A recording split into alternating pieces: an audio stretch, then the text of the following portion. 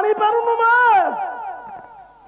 तू कौन जानिनु ए लक्ष्मण तोते कौ दृष्टि रे देखे कहीं बड़ कथा कहलु मा कहीं बड़ कथा कहलु मा ए पुओ सीता से दिन जेते प्रकार चेष्टा कले लक्ष्मण बुझिले नहीं सीता कहले लक्ष्मण तुम भाई ऊपर विपद पड़ी मु तुमको कहूँ जाओ तुम्हें कहीं जाऊ ना तुम्हें आसीच कहीं आम सागर गोड़े कि जानी मते नहीं भरत को दब कि निज बाहब मुंड फिटे देला लक्ष्मण कहले माँ मु तो पाद दुईटी व्यतिरके तोर कौन से अवयव देखिनी मु तोते माँ परी हृदय स्थान देइछि मु जानी मो भाई मुहूर्त से राक्षस को मारी आसबे बोली कहली तू केड़े बड़ कथा कहीदेलु माँ मु जानिली खाइबा नहीं पीवा नहीं शोइबा नहीं मु आसी सेवा करने को पुरस्कार पाइली माँ ये दुनिया रे गोटे नारी की गोटे पुरुष कौ दृष्टि रे चाहूची से नारी जानी नब तू कौन जानी पारुनु माँ तू कौन जानिनु ए लक्ष्मण तोते कौ दृष्टि रे देखे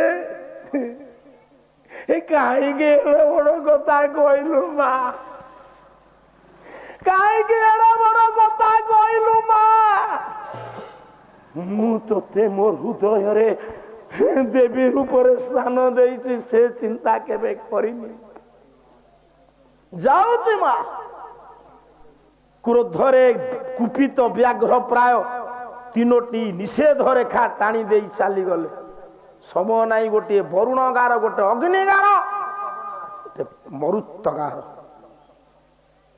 चली गले सेती बेले रावण देखिला कहला अच्छा अच्छा जीवा आपण माने सुनिबे राम कहउचंती तांको स्त्री सीता को रावण सीता को चोरी करी नेइले भंज साहित्य प्रमाण देबी जेतो बळे लक्ष्मण चलिले राम को सुरक्षा दवा पाई सीतांकर कटु बाणी सुनी सेतिकी बेले रावण कोन कला कवि सम्राट उपेंद्र भंग कला बही जति बेस रावण रावण जे आसियो लुचाई ये लुचाई विभूति अंग अंक कर मारे रावण कोन कला ना ता रूप बदलई देला थेला 10टा मुंड 9टा मुंड को माइनस कर देला 18टा हाथ को 2टा हाथ गोटे मुंड देहरे विभूति बोली हला करमाली कहिले ये हाथ रे माली धइला करंक कहिले कमंडलू धइला बुझुचु ये कुटीर भितरे किए कुटीर बाहरे कौन कहिला तू नथेलु कला बसन कसाय भिक्षा आनी दियो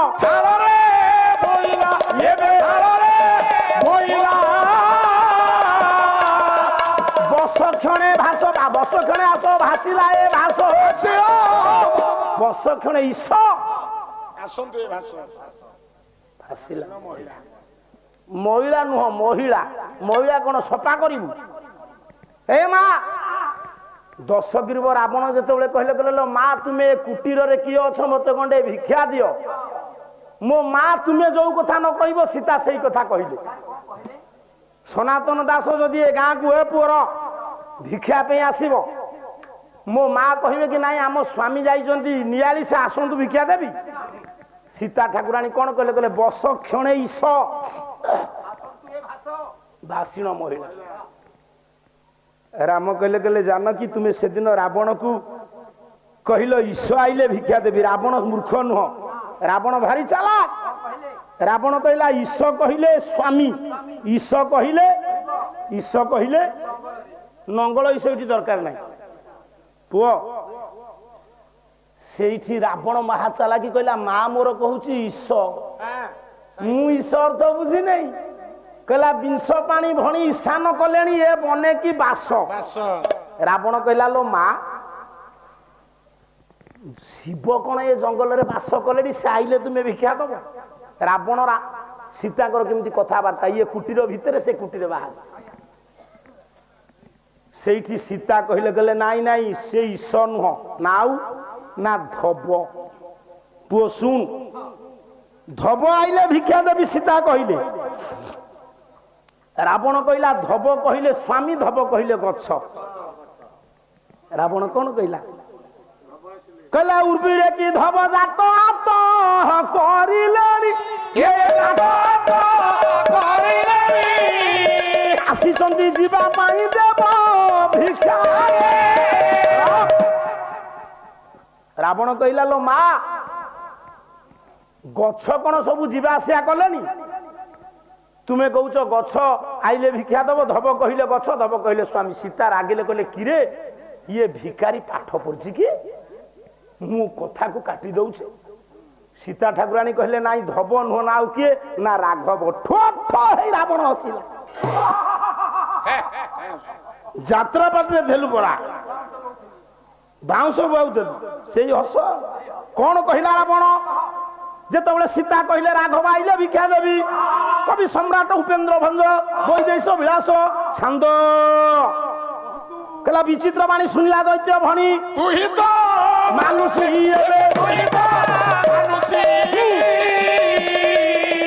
ବାରିଧିବାସୀ ମତ୍ସ୍ୟ ସ୍ଥଳେ ଆସି।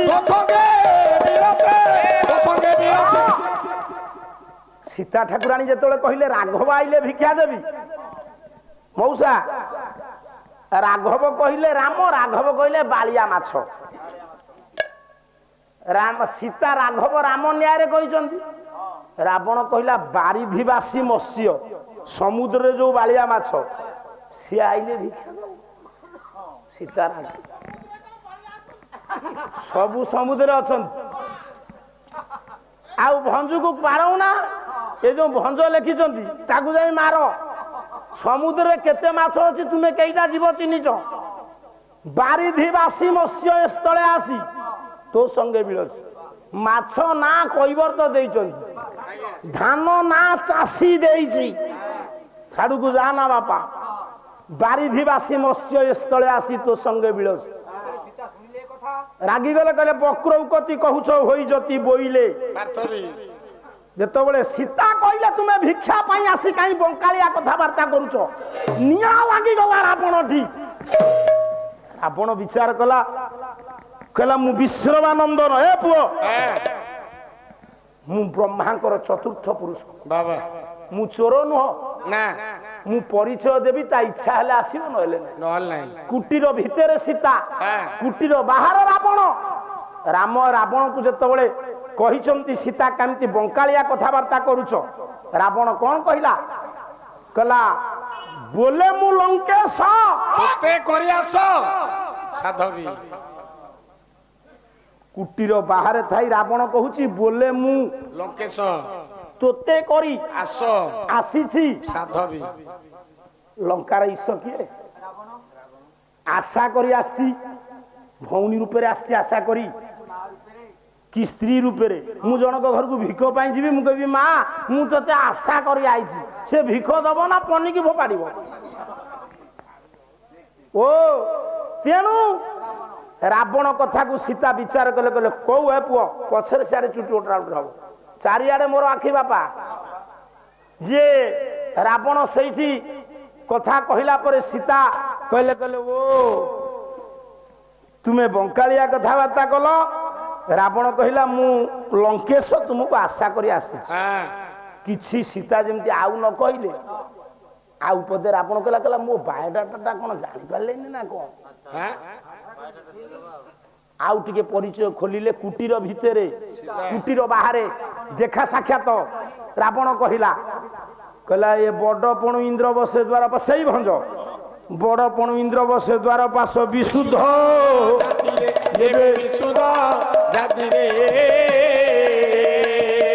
ବ୍ରହ୍ମାର ଚତୁର୍ଥ ପୁରୁଷ ମୁସତ।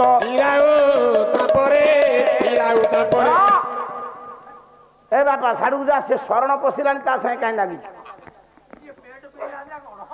କବା ତୁ ତ ଖାଲି ପ୍ୟାଣ୍ଟ ପିନ୍ଧିଛୁ ଆଉ पेंट न पिंधिले कौन हम तांकर स्थान काल पात्र अच्छी मनुष्य स्थान काल पात्र ना साड़ू को जा ना बापा जो आड़ को जीवु सियाड़े धारा जीव किंतु एतिकी तांकर गोटे लक्षण कौन ना खीरी हंडारे आग खीरी न खाई कान कामुड़ा कामुड़ी छिंडा छिंडी हे ना संजमता तांकर ठीक अच्छी मनुष्य से संजमता ना गेड़ु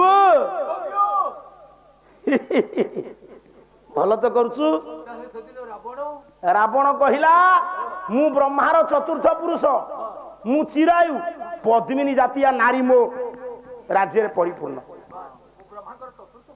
बड़पणु इंद्र पशे द्वार पासे विशुद्ध जाति माँ सीता नीरव रहिले रावण कहला कौन माँ जानी पारनी ना कौन खोली देवी परिचय कहला विभूति किस कहि मोर देश सही भंग विभूति किस कहि मोर देश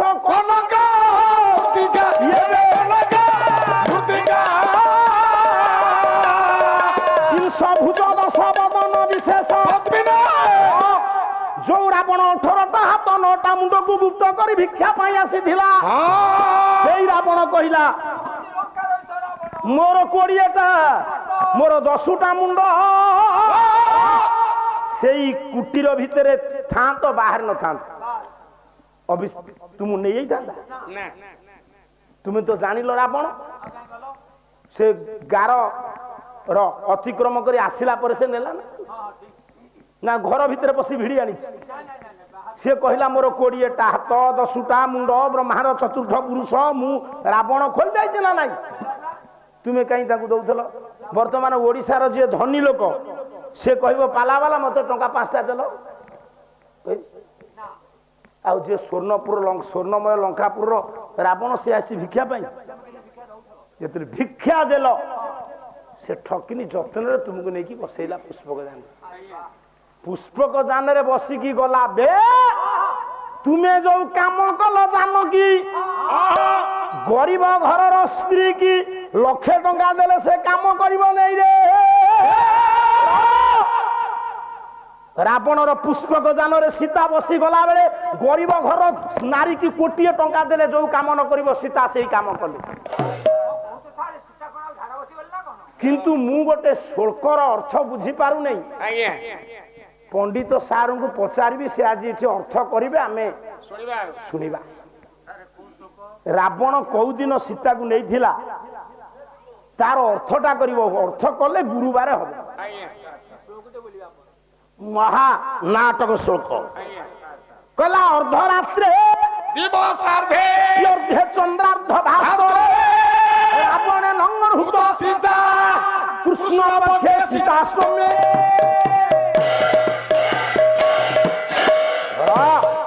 पाढ़ी बाबू सुनु था रात्रि अध दिन अध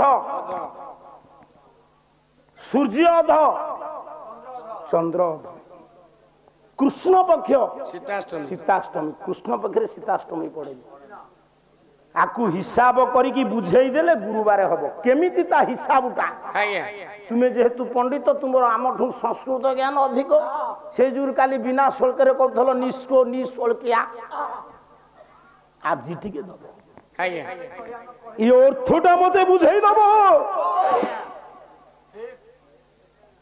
महानाटक राति अध दिन अध सूर्य अर्ध चंद्र अर्ध कृष्ण पक्ष अष्टम्यातीत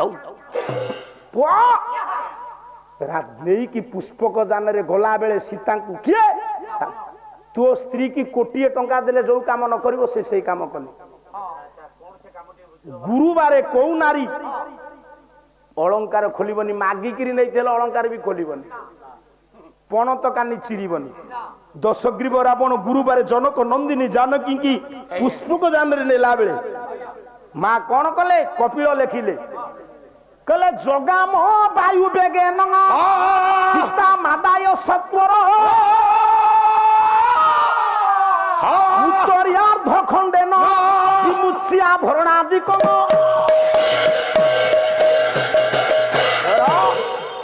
एते जोरे गला जगाम की रथ पुष्पक जान बानरान बारी जना ना ऋष्यमुख पर्वत उपरे हरि अछ ହରି କହିଲେ ମାଙ୍କଡ, ଅଛ କହିଲେ ଭାଲୁ।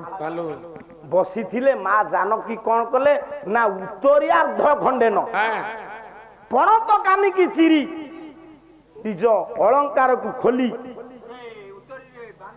ଯୋଉଟା ବାପ ଘର ଯୋଉ ଅଳଙ୍କାର ଦେଇଥିଲେ ଯୋଉ ଅଳଙ୍କାର ଖୋଲି ହବ ନାହିଁ ସେ ଅଳଙ୍କାର ସେ ପିନ୍ଧିଲେ। ସେ ସବୁତକ ଅଳଙ୍କାର ଖୋଲି ନାହାନ୍ତି,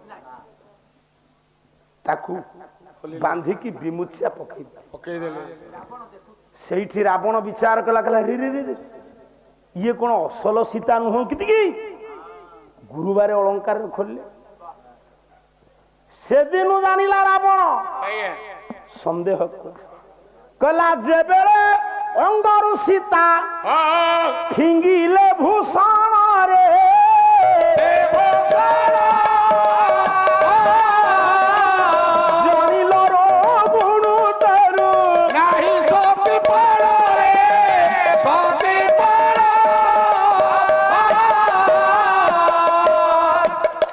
ଏଇଠି କାଟିବି, ମୃଦଙ୍ଗର ସେ କଣ କାଟିବ, ମୁଁ ଖୁଆରେ କାଟିବି। ଯୋଉ ଦିନ ଫିଙ୍ଗି ଦେଲେ ଜନକ ନନ୍ଦିନୀ ଜାନକୀ ଅଳଙ୍କାର, ରାବଣ କହିଲା ଇଏ କଣ ଅସଲ ସୀତା ନୁହନ୍ତି କି? ଅଶୋକ କାନନରେ ରଖିଲା। ପରୀକ୍ଷା କରିବା ଉଦ୍ଦେଶ୍ୟରେ ରାମକ କଟା ମୁଣ୍ଡକୁ ପକେଇଲା, କିନ୍ତୁ ମା କାନ୍ଦିଲେ। ସେଇଠି ରାବଣ କହିଲା ରାମ କହିଲେ ଯଦି ପ୍ରକୃତରେ ତୁମେ ଜାଣିଲ ମୋ ମାୟା ମୁଣ୍ଡ ତୁମେ ହସିଥାନ୍ତ, ଯଦି ଜାଣିଲ ପ୍ରକୃତ ମୋର କଟା ମୁଣ୍ଡ ତୁମ ପ୍ରାଣବାୟୁ ଉଡି ଯାଇଥାନ୍ତା।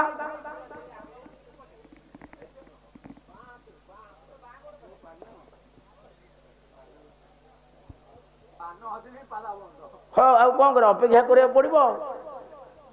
ତେଣୁ ପୁଅ କହିଲେ ଇଏ କାନ୍ତ କୃତ୍ୟ ପ୍ରାଣ ତ୍ୟକ୍ତା ସତୀ ଧର୍ମେ ପ୍ରତିଷ୍ଠିତା।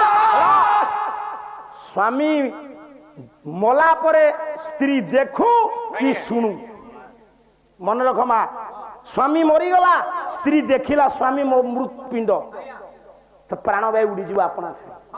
କା ପ୍ରାଣବାୟୁ? ସ୍ତ୍ରୀର ପ୍ରାଣ। ତାକୁ ଗୋଟେ ଚିତାରେ ପଡିବ। ସ୍ୱାମୀ ମଲା ବିଦେଶରେ ସ୍ତ୍ରୀ ଶୁଣିଲା ପ୍ରାଣବାୟୁ ଉଡିଯିବ।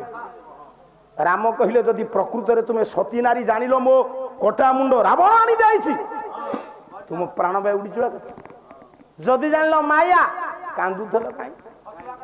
କାନ୍ଦି ନା। ମୁଁ କଣ କହୁଛି ପିସି ଖୁଣ୍ଟିଆ, ମୁଁ ବିଶ୍ୱନାଥ ଖୁଣ୍ଟିଆଙ୍କର ଗାଇବି, ତୁମେ ଭାଇଧର ଚଣ୍ଡଙ୍କର ଗାଇବ ଗୋଟିଏ ପଦ। କଣ କହିଲେ ବିଶ୍ୱନାଥ ଖୁଣ୍ଟିଆ? କଣ କହିଲେ? ହଁ ଅଛି। କଲା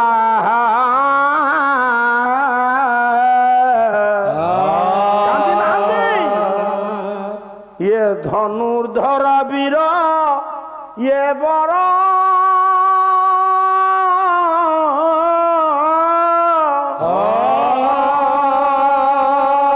ଧନୁ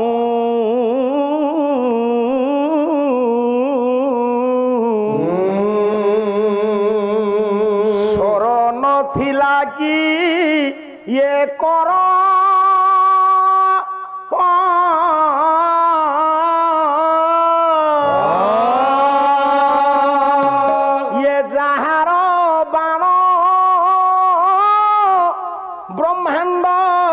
দহি পারে তাকু মারিলা প্রহস্ত ছার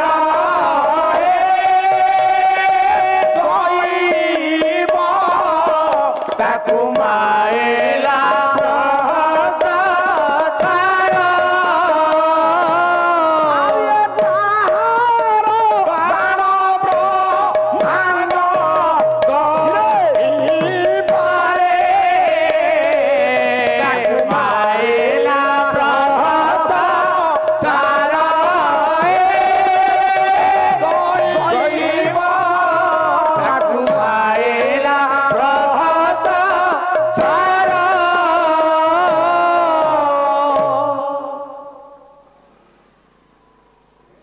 କାନ୍ଦି ଥିଲ ସେଦିନ ପ୍ରଶ୍ନ ସାତୁଟା ପଚାରିଦେଲେ ରାମ ଗୋଟି ଗୋଟି କି ଶୁଣନ୍ତୁ।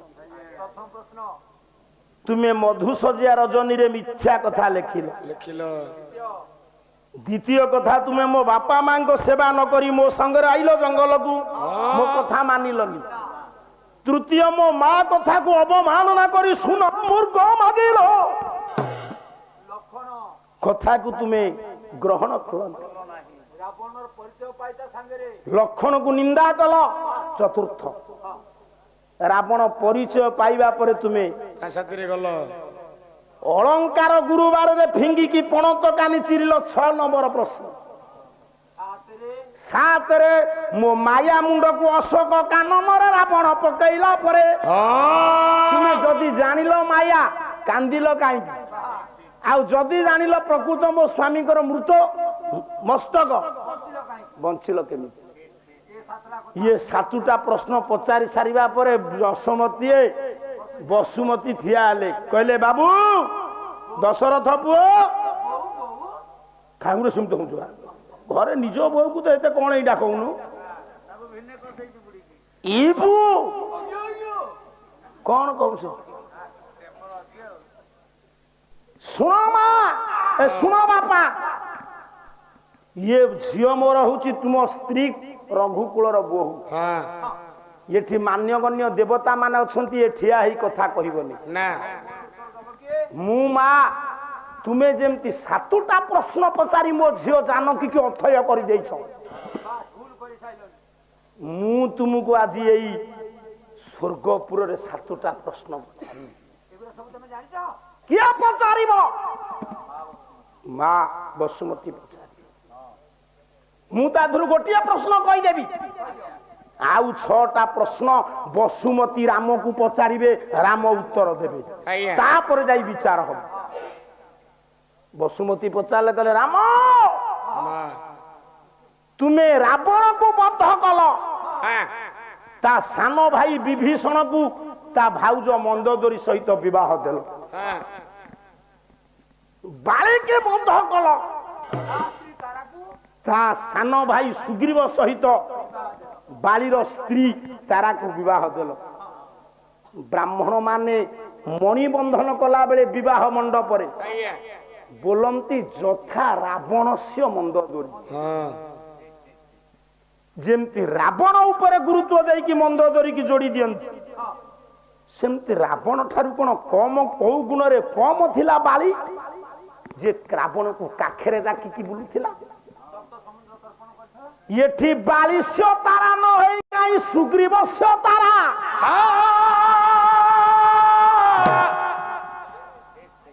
ଟିକେ ବିଚାର କରନ୍ତୁ ଏ କଥା। ରାବଣସ୍ୟ ମନ୍ଦୋଦରୀ, ରାବଣ ମଲା, ତା ସ୍ତ୍ରୀ କି ବାହା ହେଲା ବିଭୀଷଣ। ଏଠି ବାଳିଶ୍ୟ ତାରା, ବାଳି ମଲା, ତା ସ୍ତ୍ରୀ କି ବାହା ହେଲା କି ଧୀରେ ବାଳି ମଲା, ତା ସ୍ତ୍ରୀ କି ବାହା ହେଲା ସୁଗ୍ରୀବ। ଏଠି ଯଦି କଲ ରାବଣସ୍ୟ ମନ୍ଦୋଦରୀ ତାରା, ଯଦି ଏଠି କଲ ସୁଗ୍ରୀବସ୍ୟ ତାରା, ସେଠି ମନ୍ଦୋଦରୀସ୍ୟ କି ବିଭୀଷଣସ୍ୟ ମନ୍ଦୋଦରୀ କଥା। ଏମିତି ଆଉ 6ଟା ପ୍ରଶ୍ନ ପଚାରିବେ ବସୁମତୀ। ପାଢୀ ବାବୁ ଯଦି କପିଳ ରାମାୟଣ ଉପରେ ଦଖଲ ଥବ ଏଇଠୁ ନବ। ଆଜି ଏ 3 ରାତି ପାଲା ଗାଇଲା ବେଳେ ଯଦି କିଛି ସନାତନ ଦାସର ତ୍ରୁଟି ଥିବ, ମହତ ଗୁଣରେ କ୍ଷମା କରିବେ। ପାଢୀ ବାବୁ, ପାଲାର ଜମକ ପାଇଁ ବଡ ଭାଇନାଟା କଣ କହିଦେଇଛି ତୁମକୁ? ମୁଁ ତ ଯେହେତୁ ମତେ ବଡ ଭାଇନା ବୋଲି ସମ୍ମାନ ଦଉଛ, ଆଉ ମୁଁ ତୁମ ପାଖରେ କ୍ଷମା ମାଗିବିନି।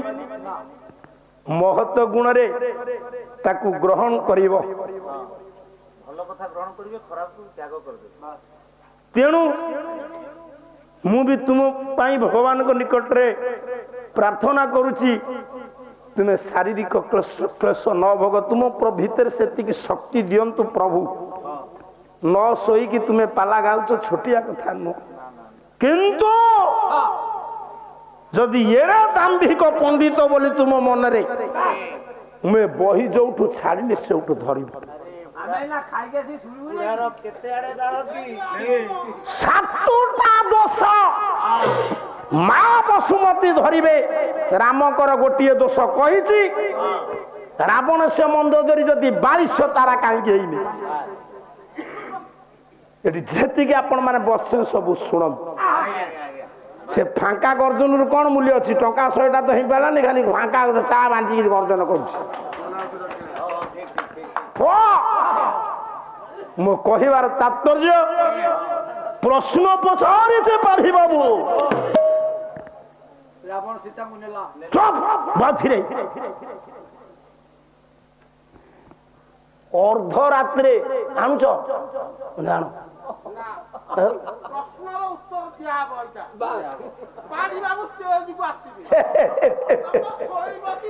ଇରେ ବାପା ଇଏ ଚନ୍ଦନ ନିପିଲେ ଏଠୁ ଟଙ୍କାଟେ ହାରିବ ନାହିଁ। ରାତି ଅଧ ଦିନ ଅଧ ସୂର୍ଯ୍ୟ ଅଧ ଏଇ ପୁଅ ମୋ ଉପରେ ଚଢି ଯାଉଛି।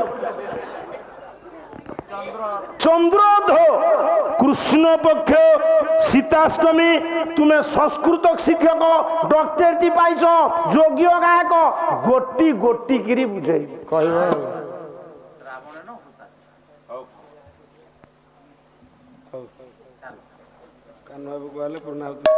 ପୂର୍ଣ୍ଣାହୁତି ଦକ୍ଷିଣା କୁଆଡେ ଗଲ କାହ୍ନୁ ବାବୁ? ଆଜି ଆପଣଙ୍କର ବାପା ହେଲେ କି ପଣ୍ଡା? ବିମ୍ବାଧର ପଣ୍ଡାଙ୍କର ପୁଣ୍ୟ ବଳରୁ ତୁମେ ଆଜି ଏତେ ବାଟ ଆଗେଇଛ। ମୁଁ ଦମ୍ଭ ଦେଇ କହିବି ଖରାପ ଭାବ ଭଲ ଭାବ। ପିତା ମାତା ସୁକୃତରୁ ପୁତ୍ର ହୁଏ ସୁଖୀ। ଆସନ୍ତା ବର୍ଷକୁ ତାଙ୍କରି ନାଁରେ 2ଟା ମାନପତ୍ର 2 ଗାୟକକୁ ଦିଆଯିବ। ସେ ସ୍ୱର୍ଗରେ ଥାଇ ତାଙ୍କର ଅତୁତ ଆତ୍ମା ଆଜି ନିଶ୍ଚିତ ଭାବରେ ଖୁସି ହେଉଥିବେ, କହିବେ ଯୋଗ୍ୟ ପୁଅ କରୁଥିବେ। ତେଣୁ ସପରିବାର ବର୍ଗଙ୍କୁ, ସଂସ୍କୃତି ସମ୍ପନ୍ନ କୋରାଙ୍ଗ ଗ୍ରାମାଧିବାସୀ ମାନଙ୍କୁ ଆଜିର ଏ ଯେତିକି ଭବ୍ୟ ମଞ୍ଚରେ ଆପଣ ମାନେ ବସିଛନ୍ତି ସମସ୍ତ ମୋ ମା ମାନଙ୍କୁ, ବାବୁ ମାନଙ୍କୁ ଏ ସନାତନ ଦାସ ତାର ଅନ୍ତର ଗଭୀରତମ ପ୍ରଦେଶରୁ ଶ୍ରଦ୍ଧା, ସହାନୁଭୂତି, ଭକ୍ତିଭୂତ ପ୍ରଣାମ। तू जा जा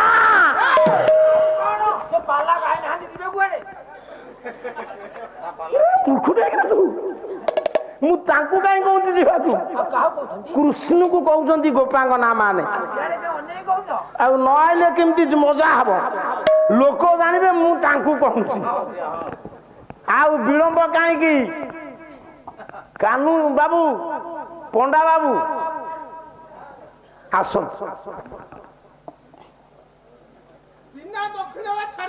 ନା ମୁଁ ତ ନୃସିଂହ ହୋତା ହେଇଥିଲେ ଶୋଷି ନିଅନ୍ତାଣି।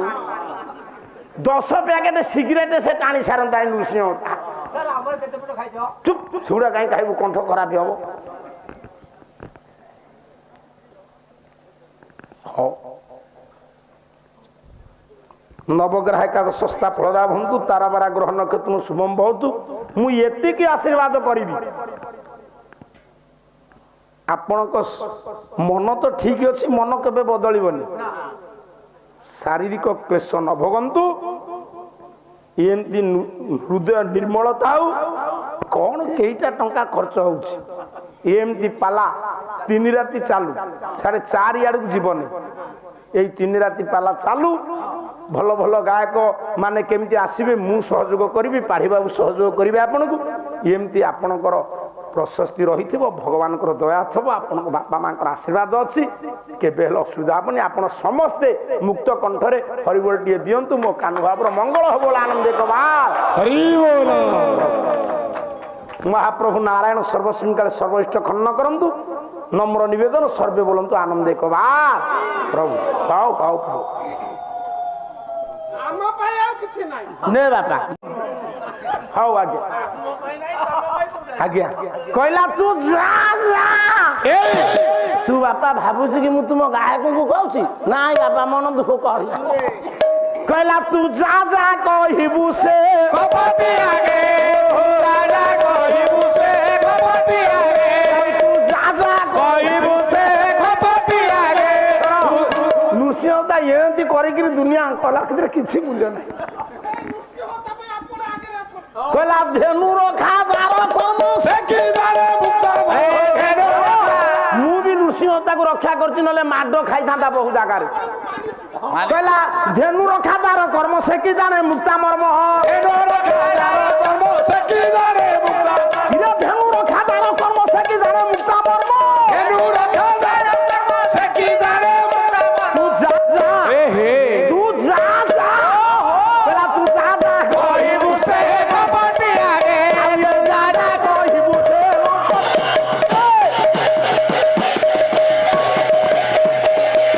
তু যা যা কইবু সে পণ্ডিত মণ্ডলী বড় নেলে শ্রবণ যাদরে মহিলা আলোচন এটারে সব মাকুচি বিদায় আপনাদের আগে থিব প্রভু দয়াম গোলাপরে ননা পুଅ କରୁଅଛି ଅଳି ମା ଭଉଣୀ ମାନେ ହୋଇ ଅଛ ମେରି ଦରବାର ମାଗ ଲାଗିଲା ଦଳି ହରିବୋଲ ସଙ୍ଗେ ହୁଳ ହୁଳି କର ତାଳି କଲା ବୋଲ ହରି ହେ ହରି କରି ଦଉଥେବେ